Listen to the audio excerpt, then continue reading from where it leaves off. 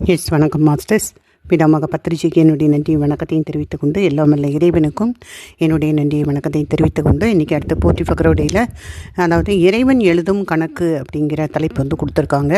So அதற்கான பாடல் என்ன அப்படின்னு பார்க்கும்போது, உண்டி பொருட்டால் ஒரு கால் அவியாது மண்டி எரியும் பெரும் தீ மாற்றுதற்கு தின்திரள் சேர் வல்லார்கள் வல்ல வகையால் தொழில் புரிதல் எல்லாம் உடனே ஒருங்கு இசைந்து சொல் காலை முட்டாமல் செய்வினைக்கும் முன்செய் வினைக்கும் செலவு பட்டோலை தீட்டும்படி போற்றி அப்படின்னு பாட்டு கொடுத்துருக்காங்க. இப்போ அதனுடைய தெளிவுரையாக என்ன சொல்கிறாங்க அப்படின்னா, இப்போ இந்த சகல அவத்தையில் கருவிகளை கூட்டி இறைவன் செய்து வரும் அந்த பேர் உதவி. இப்போ நமக்கு அறியாமையில் தொடக்கத்தில் அனாதியாகவே இது அறியாமையில் அல்லது ஆணவ மரத்தில் மூடி மறைஞ்சு இந்த உயிர் கிடக்குது, தான் ஒரு பொருள்னே தெரியாமல் கிடக்குது. அப்போ இந்த அறியாமையை நீக்கணும், அறிவை புகட்டணும் அல்லது அறிவை தெளிவிக்கணும் அப்படின்னு சொல்லிட்டு தான் நமக்கு இந்த கருவி கரணங்களெல்லாம் இறைவன் நமக்கு கூட்டி கொடுக்குறாரு. அப்போ சகல அவத்தையில் இந்த கருவிகளை கூட்டி இறைவன் செய்து வரக்கூடிய அந்த பேர் உதவிகளை நாம் மறந்து, அதாவது செய் நன்றி இல்லாமல் உலகத்தில் உள்ள பேராசை மிகுதி காரணமாக உயிர்கள் பல்வேறு செயல்களை செய்து வருகின்றன. அப்போ இறைவன் இறைவன் தான் நமக்கு அந்த கருவி கருணங்கள் எல்லாமே தத்துவங்கள் எல்லாம் கொடுத்துருக்காரு. அப்படிங்கிற அந்த அவர் கொடுத்துருக்கக்கூடிய அந்த பேருதவியை நாம் நினைக்காம இந்த உலகத்தில் உள்ள பேராசை காரணமாக நம்ம பல விதமான செயல்களை நம்ம செய்து கொண்டு வர்றோம். ஒருபோதும் நீக்க முடியாத மிகுந்து எரிகின்ற அந்த வயிற்று பெரும் பசியை போக்குவதற்காக பேராசையுடன் அவரவர் திறமைக்கு ஏற்றபடி வன்முறைகளை கையாண்டு பலவாறு தொழில்களை செய்கிறார்கள். அப்போ ஒருபோதும் நீக்க முடியாத மிகுந்து எரிகின்ற அந்த வயிற்று பெரும் பசியை போக்குவதற்காக ஒரு பேராசைப்பட்டு அவங்கவுங்க திறமைக்கு ஏற்றபடி வன்முறைகளை நாம் கையாண்டு பலவாறு தொழில்களை நாம் செய்து வர்றோம். ஏன்னா இந்த தனியாத வேட்கையால் இந்த மண்டி எரியும் பசியாகி அந்த பெருந்தீயை நம்ம தணிப்பதற்கு உயிர்கள் யாவும் தம்மால் இசைந்த வகை முயலுமாறு இறைவன் பண்ணிக்கிறான். இப்போ நம்ம இந்த பசி தீ நம்ம எல்லாம் அந்த ஒரு ஜான் வயிற்றுக்கு தானே, நம்ம படுற பாடைய ஒரு ஜான் வயிற்றுக்கு தானே. ஸோ அந்த மாதிரியே சொல்கிறாங்க. ஸோ அதற்கு ஏற்றபடி உள்ள அந்த பசியை போக்குவதற்காக அல்லது அந்த பெருந்தீயை தணிப்பதற்காக பல்வேறு தொழில்களை அவன் செய்கிறான். ஸோ இவ்வாறு முயல்கின்ற உயிர்களுக்கு காலம் தவறாது முற்பிறப்பில் செய்த அந்த வினை, அதாவது நுகரும் வினை, செய்த வினை, ஏறு வினை ஆகிய மூன்றுக்கும் தவறாது அவன் கணக்கெழுதி அந்த வினை பயனை உரியார்க்கு சேர்க்கும் அந்த இறைவனுடைய அருள் முறையை இங்கே சொல்கிறாங்க. அப்போது இந்த உலகத்து நுகர்ச்சியும் முயற்சியும் இந்த உணவினால் தான் உண்டாகுது. நம்ம ஒரு முயற்சி பண்ணுறோம், அதனால் கிடைக்கக்கூடியதை வச்சு நாம் நுகர்றோம் இல்லையா? அப்போ இந்த நுகர்ச்சி முயற்சி எல்லாமே உணவினால் உண்டாகின்றன. அப்போ கொழுந்து விட்டு எரியும் எந்த தீயினையும் நாம் நீர் சொரிந்து முற்றிலும் அதை அவித்து விட முடியும், அழித்து விட முடியும். இப்போ வேறு எந்த எரியக்கூடிய தீனா நம்ம தண்ணியை விட்டு அழிச்சிடலாம். ஆனால் அந்த பசித்து உண்டு பின்னும் பசிப்பான் மனிதன், அதாவது காலையில் நம்ம சாப்பிட்டோம், பசிக்குன்னு சாப்பிட்டாச்சு, திரும்ப மத்தியானம் ஆனோன்னா திரும்பவும் பசிக்குது. அப்போ பசித்து உண்டு பின்னும் பசிப்பான் மனிதன் அவன் இல்லையா? இப்போ சாப்பிட்டு முடிச்சு ஒரு தடவை பசிக்குன்னு சாப்பிட்டாச்சு, திரும்பவும் கொஞ்சம் கழிச்சு மத்தியானம் பசி வருது, திரும்ப ராத்திரி வருது. அப்போ இப்படி பசித்து உண்டு பின்னும் பசிப்பான் மனிதன், சரிங்களா? அப்படிப்பட்டவன் ஆகையினால பசியாகி இந்த வயிற்று தீ தணிவதே இல்லை. அத்தகைய கொடிய தீயை அணைப்பதற்கு உயிர்களெல்லாம் பலவாறு முயல்கின்றன. அப்போ சேவித்தும் சென்றிறந்தும் தென்னீர் கடல் கடந்தும் பாவித்தும் பாராண்டும் பாட்டை செய்தும் உயிர்கள் பல்வேறு வகையால் பாடுபடுவது எல்லாம் நாளி அரிசி உணவிற்காகவே என்பார். வல்லார்கள் வல்ல வகையால் தொழில் புரிதல் என்று குறிப்பிடுறாரு இங்கே, சரிங்களா? அதுக்காகத்தான் இத்தனை தொழில்களும் கஷ்டப்பட்டு இந்த ஒரு ஜான் வயிற்றுக்காக நம்ம செய்கிறோம். ஏன்னா ஒரு பசியோடு ஒரு தடையோடு நிற்கிறது இல்லை. காலையில் பசிக்கு சாப்பிட்றோம், மத்தியானம் திரும்ப பசி வருது சாப்பிட்றோம்.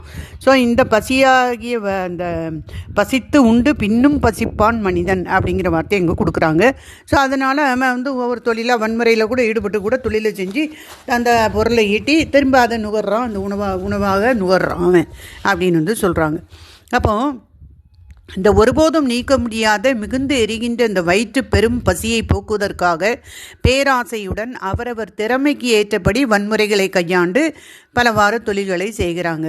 அவர்கள் செய்யும் எல்லா செயல்களிலும் அவர்களோடு தானும் உடனாய் கூடியிருந்து அவர்கள் அச்செயல்களை புரியும்படி செய்து அச்செயல்கள் நடைபெறும் காலத்தில் அவர்களுக்கு இடையறாமல் ஏறுகின்ற அந்த ஆகாமிய வினைக்கும் சஞ்சித வினைக்கும் பிராரத்துவ வினைக்கும் அவ்வப்போது கணக்கு எழுதி வைத்து கொள்கின்ற சிவபெருமானின் திருவருள் எங்களை எல்லாம் காத்து அருள்வதாக அப்படின்னு சொல்கிறாங்க.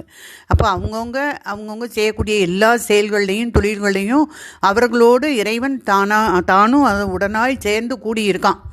அப்படி இருந்து அவர்கள் அந்த செயலை புரியும்படி செய்கிறதும் அவன்தான் கூட இருக்கான். அந்த செயலை செய்யும்படி செய்கிறான். அச்செயல்கள் நடைபெற காலத்தில் அவர்களுக்கு இடையறாமல் அந்த அவங்க செய்யக்கூடிய அந்த செயல்களை செய்யும்போது வினையை கூட்டிகிட்டு தான் இருக்கிறான் மனுஷன் இல்லையா.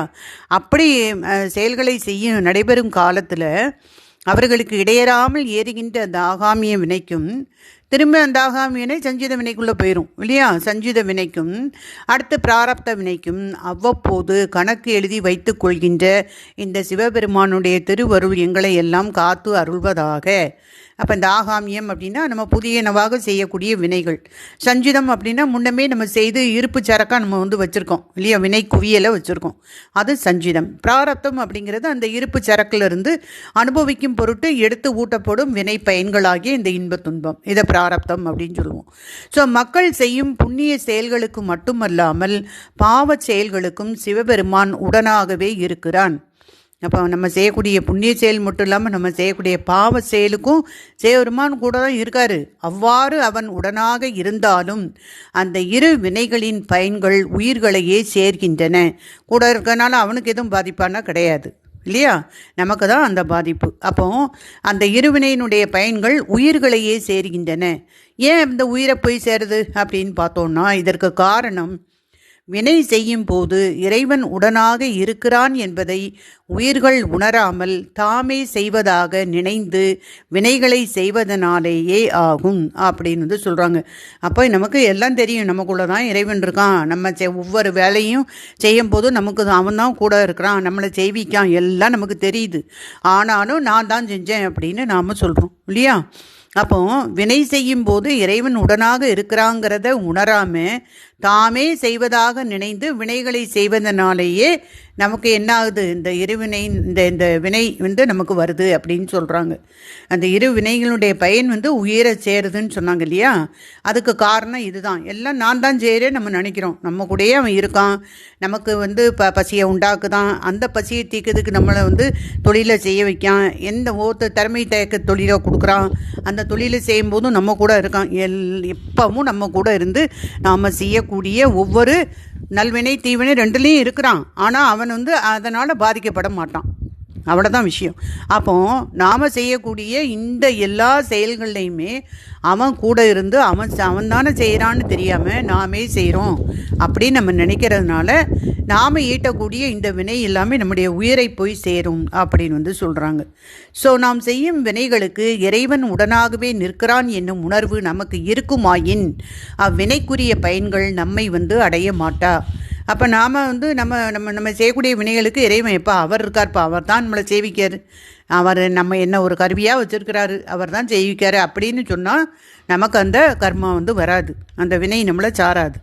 ஆனால் நான் தான் செஞ்சேன்னு நம்ம சொல்லும்போது தான் நமக்கு அந்த வினைங்கிறது சாருது. ஆனால் உண்மை அவர் தானே நம்ம கூட இருந்து நம்மளை செயல்படுத்தாரு. ஆனால் நம்ம அதை விட்டுட்டு நான் சொல்லி அகங்காரம் அந்த ஆணவத்தில் நாம் சொல்லிக்கிட்டு இருக்கனால நமக்கு வினை சேருது. ஸோ இத்தகைய உணர்வு நமக்கு இருக்க வேண்டும் என்னும் உண்மையை நமக்கு உணர்த்தும் பொருட்டே சுந்தரர் பெருமான் யான் செய்யும் துரிசுகளுக்கு உடனாகி என்று அருளி செய்துள்ளார்கள் அப்படின்னு சொல்கிறாங்க. ஸோ அப்போ அடுத்தது நாம் செய்யக்கூடிய வினைகள் எப்படி செய்து வருகிறோம் என்பதற்கு இறைவன் முறையான கணக்கு எழுதி கொண்டு இருக்கிறான். நம்ம ஒவ்வொரு செயல்களையும் நாம் எப்படி செஞ்சுட்டு வரோம், நாம் எப்போ செய்யக்கூடிய வினைகள் எப்படி நம்ம செய்து வரோம் அப்படிங்கிறத அவர் இறைவன் முறையான கணக்கு எழுதி கொண்டு இருக்கிறான் என்னும் அந்த உண்மையை அப்பர் அடிகள் அவருடைய பாட்டில் சொல்லியிருக்கிறாரு. தொழுது தூமலர் தூவி துதித்து நின்று அழுது காமுற்று அரற்று கின்றாரையும் பொழுது போக்கி புறக்கணிப்பாரையும் எழுதும் கீழ கணக்கு இன்னம்பர் ஈசனே அப்படின்னு சொல்லி அருளி செய்திருப்பதை இங்கே நினைவு கூறத்தக்கதாக இருக்குது. அப்புறம் இங்கே பட்டோலை அப்படின்னு சொல்கிறோம், அந்த பாட்டில் வருது. இந்த பட்டோலை என்பது பொதுவாக அரசர் விடும் இந்த திருமுகத்தையே குறிக்கும். இங்கே பட்டோலை அப்படிங்கிறது இங்கு சிவலோக அரசனாகிய சிவபெருமான் எழுதும் அந்த கணக்கு ஓலையை குறிக்கும். இப்போ கல்யாண வீட்டில் பட்டோலை வாசிப்பாங்க இல்லையா, என்கேஜ்மெண்ட் அன்னைக்கு பட்டோலை வாசிப்பாங்க. ஏன்னா இப்போ அடுத்த கல்யாணம் எல்லா விஷயங்களையும் அதில் வாசிப்பாங்க. இங்கே என்ன அப்படின்னா நம்முடைய சிவலோக அரசனாகிய சிவபெருமான் எழுதும் கணக்கு ஓலையை இது குறிக்கிறது. கணக்கு புத்தகங்களில் பேரேடு அப்படின்னு ஒன்று இருக்கும். இப்போ அக்கௌண்டன்சி படிக்கிறவங்களுக்கு தெரியும், பேரேடு லெட்ஜர் அப்படின்னு சொல்லுவாங்க. ஸோ அந்த கணக்கு புத்தகங்களில் பேரேடு அப்படின்னு ஒன்று உண்டு. ஸோ ஒவ்வொருவருடைய பெயருக்கு ஒவ்வொரு ஏடு போடுவதால் அது பேரேடு அல்லது பெயரேடு அப்படின்னு அவங்க அதை பேர் வைக்காங்க. ஸோ இங்கே சிவபெருமான் எழுதும் பட்டோலையும் ஒரு வகையான பேரேடு போன்றதே ஆகும். அப்போ ஒவ்வொருத்தருக்கும் கணக்கு இருக்குது, ஒவ்வொருத்தருக்கும் ஒரு லெட்ஜர் அக்கௌண்ட் இருக்குது அவர் கையில். அப்போ நாம் செய்யக்கூடிய ஒவ்வொரு வினையும் அவர் அந்த பேரேட்டில் எழுதிக்கிட்டே கணக்கு வச்சுக்கிட்டே வராரு, எழுதி கொண்டு இறைவன் வருகிறான் அப்படின்னு சொல்லி நமக்கு இங்கே அவர் இறைவன் எழுதும் கணக்கை பற்றி நமக்கு இங்கே சொல்லியிருக்காங்க. ஸோ அடுத்து என்ன சொல்கிறாங்க அப்படின்னா, இதில் அந்த சஞ்சிதம் பிராரப்தம் ஆகாமியம் ஆகிய 3 வினைகளையும் தப்பாமல் கணக்கு எழுதி அவரவர் வினைப்பெயன் அவரவருக்கே சென்று பொருந்தும்படி பேராமல் ஊட்டுகின்ற பிரான் என்பதனை உணர்த்த பட்டோலை தீட்டும்படி அப்படின்னு இதை சொல்கிறாங்க. அப்போ 3 வகையான வினைகளையும் தப்பாமல் கணக்கு எழுதி வச்சு அவரவர் வினைப்பையன் அவரவருக்கே போய் சேரணும் அப்படிங்கிற மாதிரி அதை பொருந்தும்படி அவர் பேராமல் ஊட்டுகின்ற அந்த பிரான் என்பதனை இங்கே உணர்த்துவதற்காக பட்டோலை தீட்டும்படி அப்படின்னு அவங்க சொல்கிறாங்க. ஸோ அப்போ முன்பகுதியில் இந்த கேவல நிலையில் இருந்த இந்த ஆன்மா சகல நிலையில் இந்த கருவிகளோடு கூடி தொழிற்படும் நிலை அதுக்கு விளங்கப்பெறுது. அப்படி தொழிற்படும் பொழுது அந்த தொழிலில் செய்ய வைத்த அந்த இறை அருளை உயிர் மறந்து விடுது. அப்போ இந்த சகல அவத்தையிலும் உயிர் செய்யும் தொழில் அனைத்தும் வயிற்று பசியை தீர்ப்பதற்கே ஆகும். அப்போ நாட்டு வழக்கில் நாம் எல்லாம் ஒரு ஜான் வயிற்றுக்கே அப்படின்னு கூறுவது இங்கு நினைவு கூறத்தக்கது. அப்போ இந்த பகுதியில் பசிக்காக செய்யும் தொழிலிலும் இறைவன் அருளாலேயே நடைபெறுகின்றது என்பதும், இப்போ பசி எல்லாம் வயிற்று பசிக்க வேண்டி தான் இல்லையா, அப்போ தீக்கிறதுக்கு வேண்டி தான் நம்ம எல்லா வேலையும் கஷ்டமும் தொழிலும் பண்ணிகிட்ருக்கோம். ஸோ இந்த நம்ம பசிக்காக செய்யக்கூடிய அந்த தொழிலுமே இறைவன் அருளாலேயே நடைபெறுகின்றது என்பதும், இறைவன் அவ்வாறு அருள் செய்து அத்துடன் உயிர்களுடைய சஞ்சிதம் பிராரப்தம் ஆகாமியம் ஆகிய 3 வினைகளுக்கு ஏற்ப அதனுடைய வினைகளை கணக்கு புத்தகத்தில் எழுதி வைத்து அனுபவிக்க வைக்கிறான் அப்படின்னு சொல்கிறாங்க. ஸோ திருவாசகம் எழுதும் கீழ்கணக்கு இன்னம்பர் ஈசனே அப்படின்னு கூறும் அந்த வார்த்தை, அந்த இதையும் நமக்கு நினைவு கூறத்தக்கதாக நமக்கு காட்டுறாங்க மாஸ்டர்ஸ். அப்போ இதுதான் இன்றைக்கி நமக்கு கொடுத்துருக்க டாப்பிக்கு. என்னென்னா அந்த இறைவன் எழுதக்கூடிய கணக்கு அல்லது வினைக்கு ஏற்ப தொழில் அந்த மாதிரியும் சொல்கிறாங்க, அல்லது இறைவன் எழுதக்கூடிய கணக்கு அப்படின்னு சொல்கிறாங்க. ஸோ நான் அப்போ இதில் ஒரே ஒரு விஷயம் நம்ம என்ன தெரிஞ்சுக்கணும் அப்படின்னா, நமக்கு பசியை இப்போ நம்ம பார்த்தோம் இல்லையா, குழந்தைய பிறந்தோன்னே அழ வைக்கான், அவன் தான் பசியை உண்டாக்க வைக்கான். தாய் பால் கொடுத்தோன்னு அதை பார்த்து மகிழுதா, உடனே தாய்க்கும் பிள்ளைக்கும் அந்த பந்தத்தை ஏற்படுத்துதான், மாயையை ஏற்படுத்துகிறான். திரும்ப நமக்கு அந்த பசியை மீண்டும் மீண்டும் மனிதனுக்கு ஒரு நேரத்தோடு பசி நீங்கிறது இல்லை, திரும்ப பசி வருது, திரும்ப சாப்பிடணும், அதுக்காக நம்ம உழைக்கணும். அந்த மாதிரியான ஒரு நிலையை ஏற்படுத்துகிறான். நம்ம திறமைக்கு தக்கன தொழிலை நமக்கு கொடுக்குறான். நம்ம தொழிலை செய்யும்போதையும் நம்ம கூடயே இருக்கிறான். ஆனாலும் நாம் என்ன செய்கிறோம், நான் தான் இதை பண்ணேன் அப்படின்னு நம்ம சொல்கிறதுனால நமக்கு எல்லா வினைகளும் இந்த உயிரை போய் சேருது. நம்ம செய்யக்கூடிய வினை எல்லாமே உயிரை போய் சேருது. ஏன்னா எல்லாமே நான் தான் பண்ணுறேன்னு நினைக்கிறேன். நான் இல்லை, என் கூட இருக்கக்கூடிய இறைவன் தான் எல்லாமே செய்கிறாரு, என்ன ஒரு கருவியாக பயன்படுத்தி பண்ணுறாரு அப்படிங்கிற இது உணர்வு நமக்கு வந்துட்டுனா நமக்கு அந்த வினை நம்மளை சாராது அப்படின்னு சொல்கிறாங்க.